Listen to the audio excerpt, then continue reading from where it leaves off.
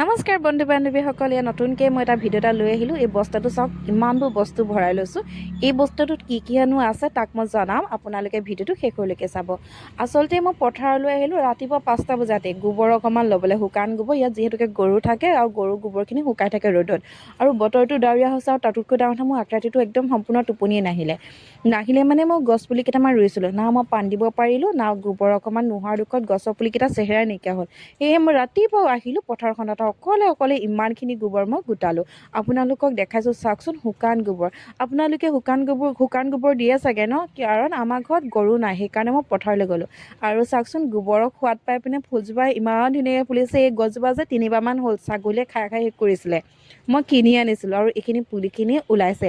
ভেন্দি পুলি আৰু দাংবডি আৰু জিকা, সেইবোৰ পুলি ওলাইছে। এইবোৰ গোবৰ দিছোঁ। ফাইনেলি গোবৰ পাই পুলিকেইটা কি হয় নাজানো, থাকেই নে কুকুৰা ভৰিত যায় মই ক'ব নোৱাৰোঁ, কিন্তু কষ্টটো কৰিছোঁ।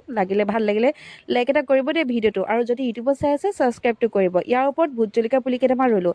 এইকেইটা যে আনিলোঁ যেনে তেনে ৰুই থলোঁ একো যত্ন নল'লোঁ। এতিয়া ভালকৈ আনি ৰুইছোঁ। ভিডিঅ'টো ভাল লাগিলে লাইক এটা কৰিব। আজিলৈ বাই।